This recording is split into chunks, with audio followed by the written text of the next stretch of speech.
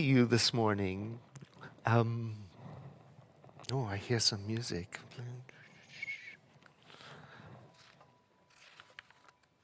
It's like angelic sounds right here. If you're watching online, we have angelic sounds.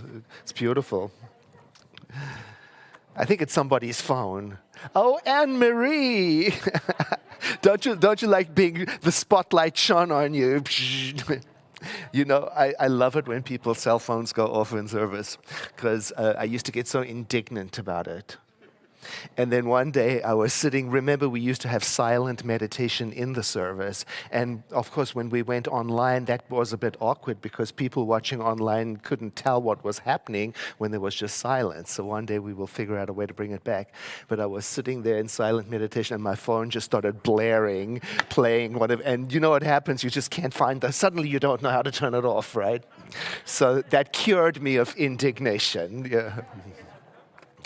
So I grew up in South Africa during the time of apartheid, during the apartheid times, when the whites, the minority ruling whites, believed that they were the superior race to all of the other races and indigenous people that were there at the tip of the continent during that time. And they taught this philosophy of white superiority to their children. Generation after generation after generation, to the point where it didn't need to be taught anymore. It was a way of life for people born into that system. So this world view of being superior was given by trusted parents to their children during their formative years. So why would they question it? And then it was confirmed by society. So a white child, for example, like me, was born into the system and grew up in, well, they were immersed in the system of white superiority. It was the norm for them. Now, of course, some people sensed that there was something wrong with this. And some even spoke up, some brave souls, at great risk to their personal safety. But most lived within the system, the accepted norm.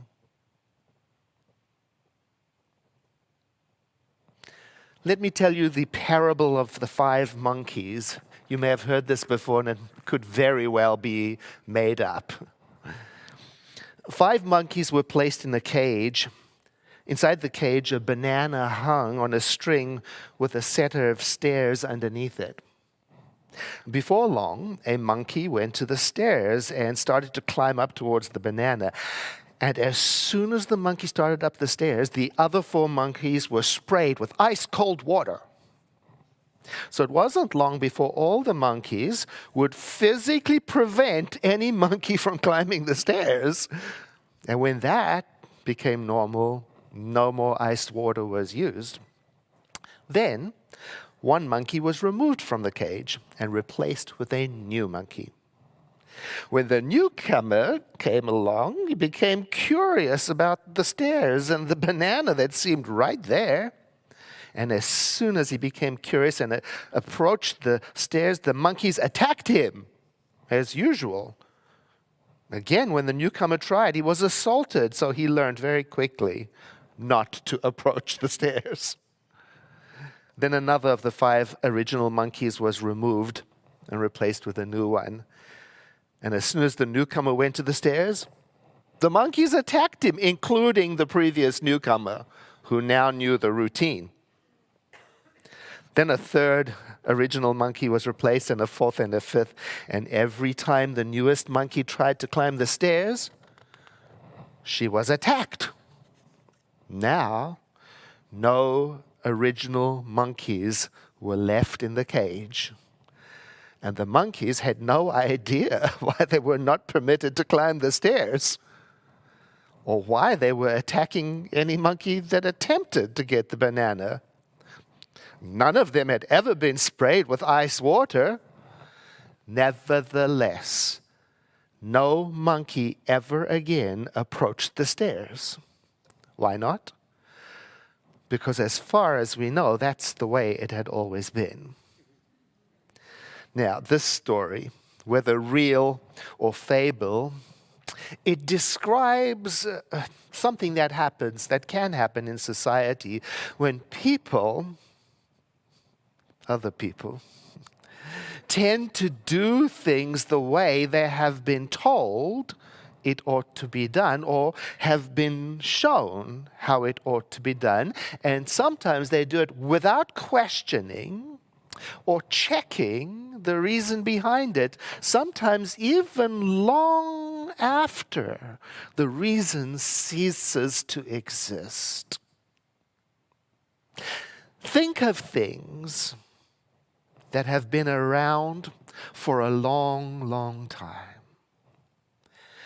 that if you speak about or that if you question can cause great irritation.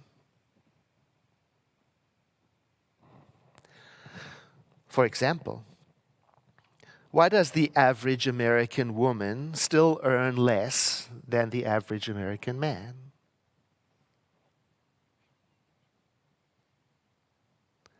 For example, why does the average white household have more wealth than the households of Black, Latino, Indigenous people in our country?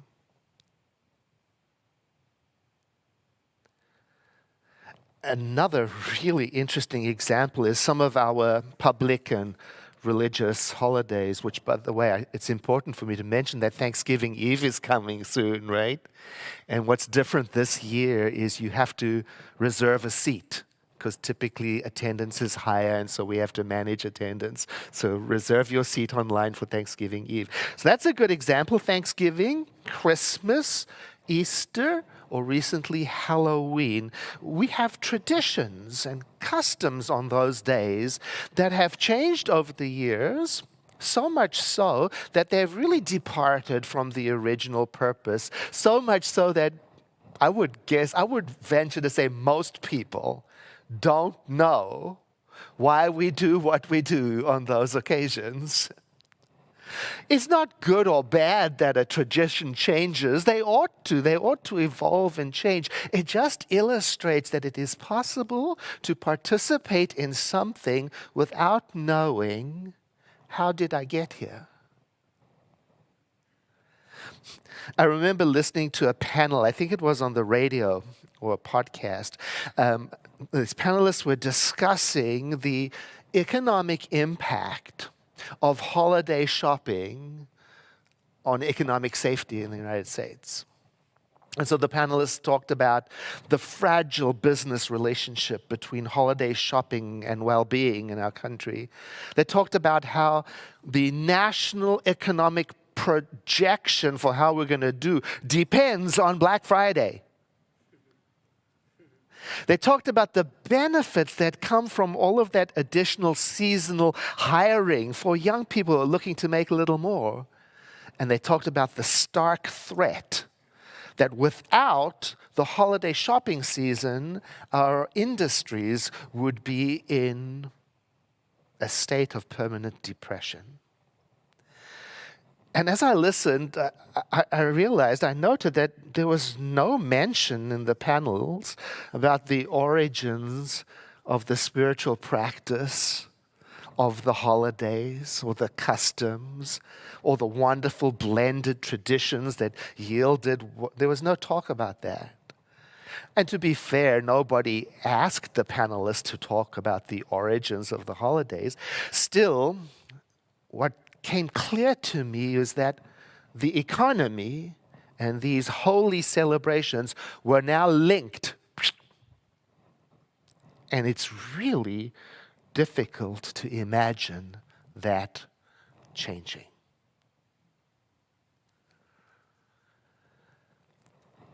Change is possible.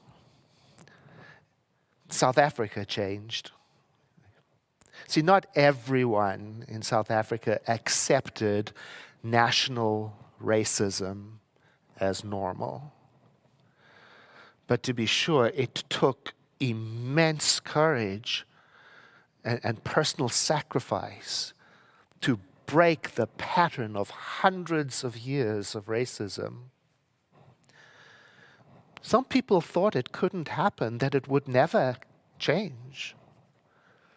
They had become so used to racism as a fact of life that I guess they couldn't imagine a world without it.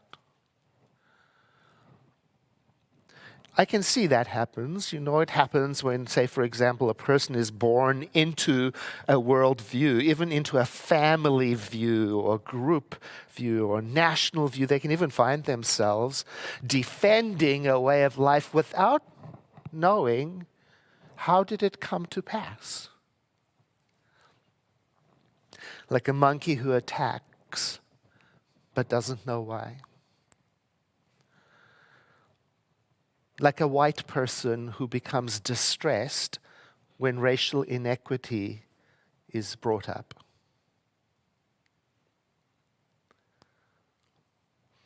Like a heteronormative, cisgendered person feels safe and normal wherever they go in the world and expects that is the experience of everyone else.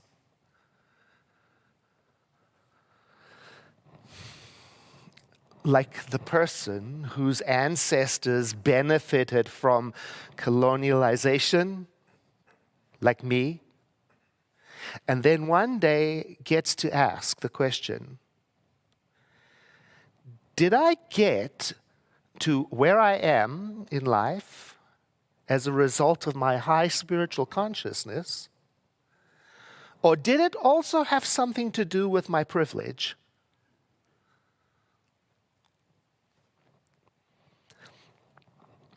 How do we get to where we are? At the airport recently, I was walking down the gangway to catch a flight. And the airline was doing a terrific job of promoting diversity and inclusivity, and they were featuring all these different looking people from different cultures on the wall talking about Wi-Fi and their flight, and it was entertaining. And one of the panels featured a same gender couple. There was a man and there was his partner with his head on his shoulder, and I am so used to not seeing that I stopped in the middle of the gangway. And I was aware of all these people behind me backing up, but I stopped to look at it. And that's when I noticed it had been savagely defaced.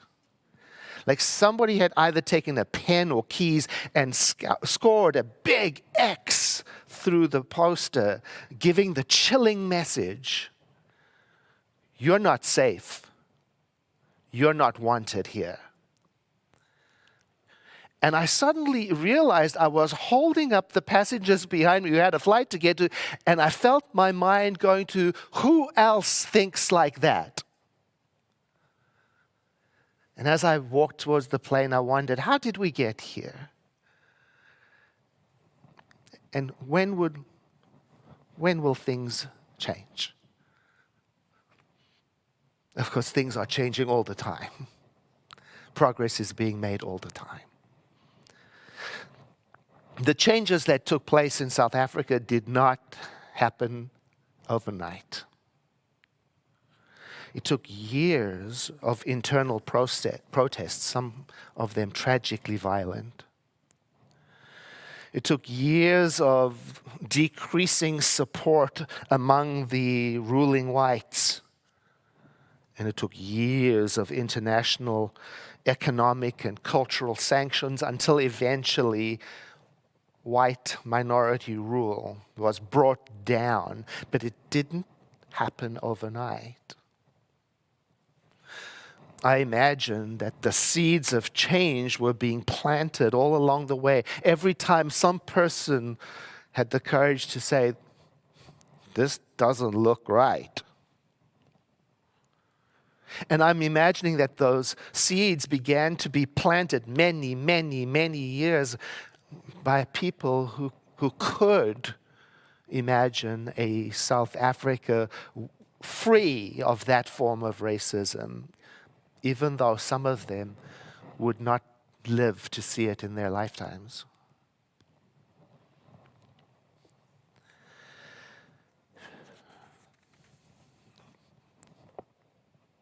So it's important to me to pause and to honor those unknown heroes.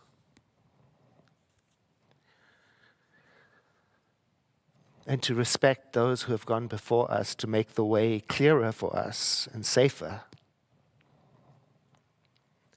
And to be grateful for all of the progress along the way, and to not lose sight of the fact that we're not finished. And to realize how important it is to also ask, and what's next? What still needs the light of truth and love shined on it?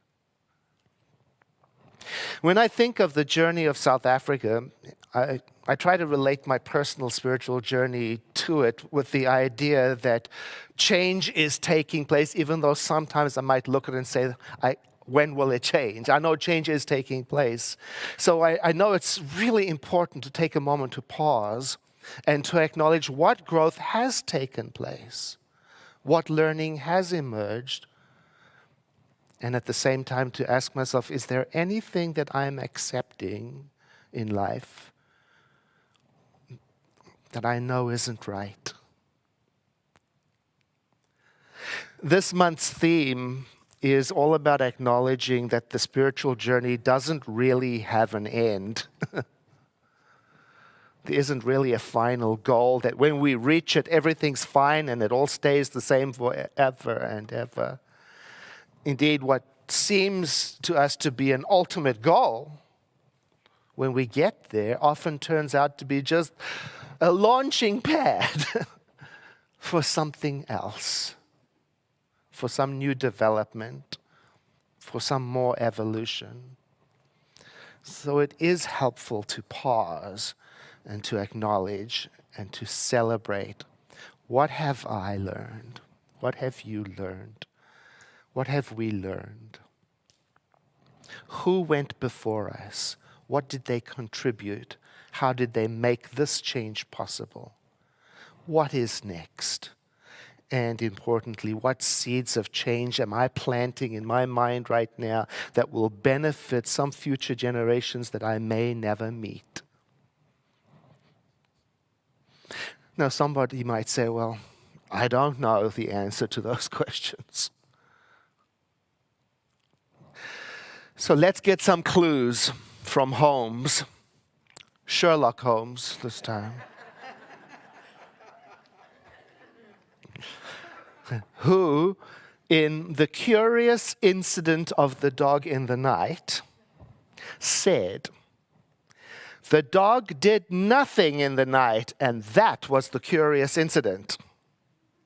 You see, Sherlock Holmes learned something because of what was not happening. That gave him some clues about where to look deeper. Perhaps we can do the same. We can learn from life and society by looking at what is not happening. For a start, let's apply it to our personal lives, If I'm not waking up at least some of the days going, this is the day the Lord hath made. If I'm not looking into the eyes of at least some people and thinking, what a blessed journey it is to be alive with these people. If I'm at least not some of the time saying, my mind is a center of divine activity and it is a place of creative combustion and I am co-creating the future. If I'm not at least saying that some of the time, then what is not happening might give me the clue about where there is room for me to dig deeper. Now, I'm not saying you and I have to be happy all of the time or that we have to avoid or deny our uncomfortable feelings. I'm just wondering if what isn't happening can teach me something. What isn't happening as much as it ought to in your life? I asked myself the same question, as I do when I prepare these notes. And I have some clues, so it's confession time. Here's what's not happening. Sometimes I don't acknowledge the good that is also happening in the world. And that can show up when I become strongly focused on what is wrong with the world. So much so that I can lose track of the goodness and the contribution and the developments and the progress. Of course, the world's problems need attention, and of course, our fear and worry and sadness are part of life. I'm talking about what happens to me when I get out of balance and I forget to take in what good there is also present in the world. Here's what else is not happening. Sometimes I don't think creatively and expansively like I've been taught to, like I could, like I know how to. You know, we have a saying in our teaching. It says, principle is not bound by precedent. And what it means is that life is not restricted by what has gone before, and yet sometimes I limit what is possible by what has gone before. Sometimes I let the past predict what is happening now and what is to happen, and I forget. I forget to imagine a brighter outcome. I forget to ask myself, what creative thoughts am I planting in mind? I forget to ask, what is mine to do? What else is not happening? You know, sometimes I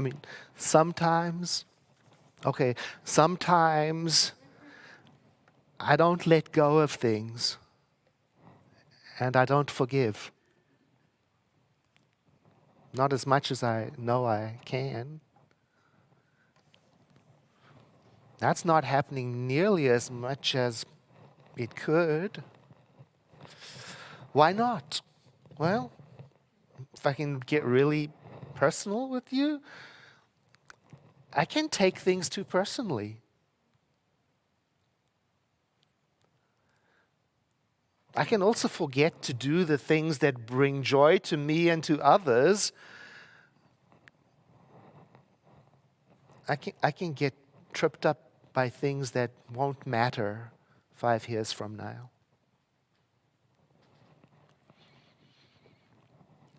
One more. You know what else is not happening?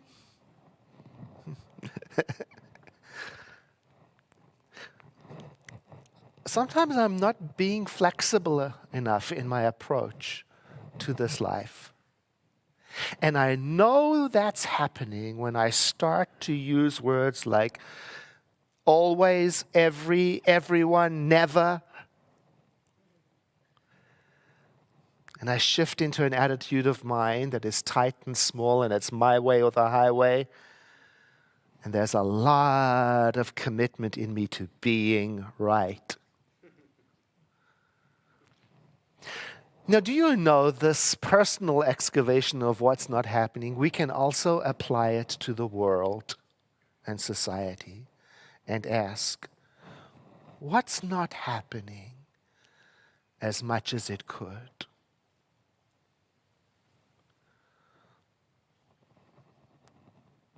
Well, the pay inequity between women and men hasn't improved for the last 5 years. And if we want to find clues about where our creative and spiritual and social energy can be invested, here's an exercise. Google the phrase global issues today.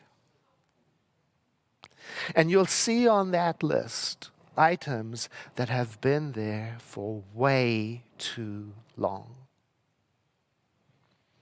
One of them is climate, health, and security. And that is the reason why we selected several climate advocacy organizations for our nonprofit partners in 2022.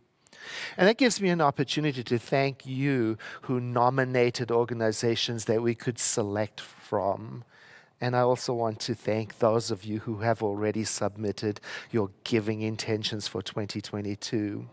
And if you are here physically in the building as you exit today, I invite you to stop on your way out to look at the poster of all of the organizations that we have supported over the years to get the sense of the scope of our commitment as a spiritual organization. Also, on your way out, you'll see all of the folded prayer intentions on display. I invite you to take in the view of that. It represents our community's heart and commitment to living a spiritual life. Now, next week, our topic invites us to look at our journey and all the steps we've had to take individually and collectively to get to where we are. You know, some of them were likely easy and others were not. Some of them were surprises, some of them were planned.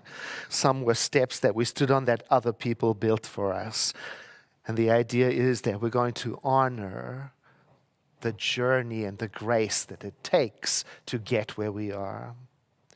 Then on week 3, we're going to be invited, right in time for Thanksgiving, to bring appreciation and gratitude into our awareness and to acknowledge the incredible creative power of gratitude, of being grateful.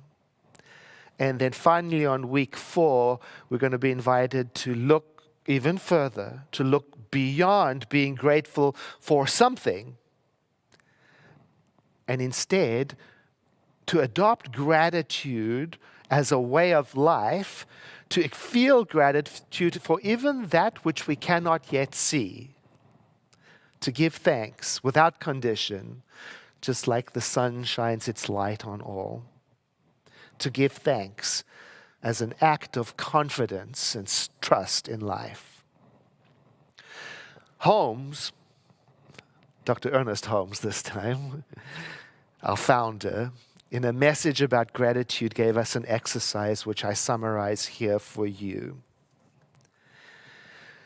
Take time each day to say, I bless every member of my family. I bless my friends. I bless all the children in my life.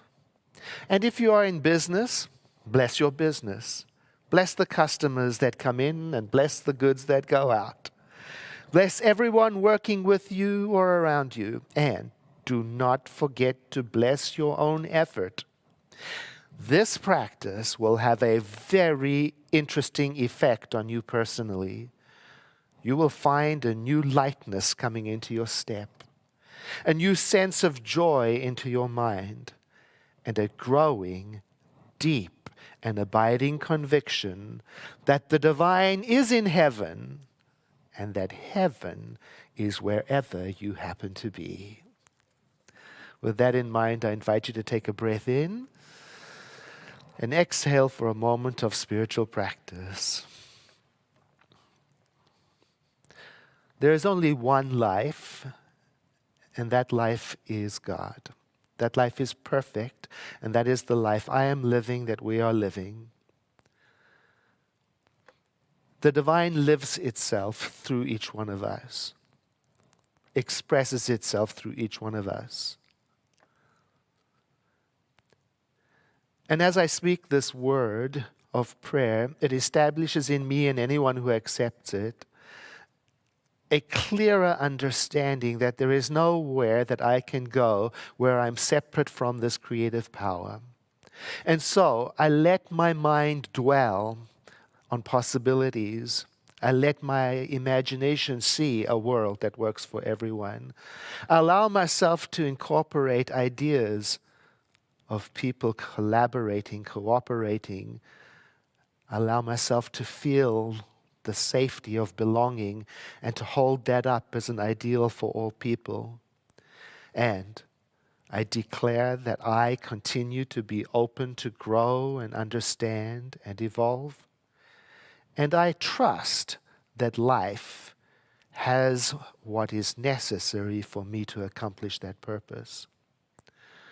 And so I bless those who have gone before and the path that I'm standing on, and I let my mind open up to possibilities that go beyond even that which I can imagine.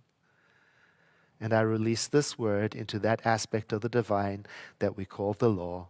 And I invite you to say with me, and so it is. Once more, breath in and exhale.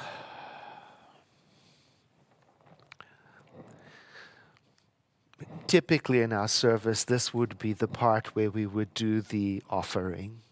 And we have not been passing the baskets because of the pandemic. But we feel a sense of loss of not celebrating this moment together. And so Chris and Reverend Russ and I are working out a spiritual practice that we can do after each message to acknowledge our love and support and the ways in which we are giving differently electronically so that we don't just bypass this moment. Because as you've heard said, ours is a community-supported organization. We exist because something about the Center for Spiritual Living is meeting your need on your spiritual journey. So if you'll take a moment with me and place your hand on your heart as a symbol of your heart connection to this community. And just think with me for a moment the ways that you have supported it. Just by sitting here or being online, that is support. Anytime you've thought something affirmative or supporting about the center, that is support. Anytime you've included the center in a prayer or an affirmation, that is support. Anytime you have volunteered, that is support. And anytime that you have contributed financially to the center, that is support. And then I invite you to give thanks silently in your heart for all those people who have contributed in their own ways to make it possible for us to be here together. And then just say with me, and so it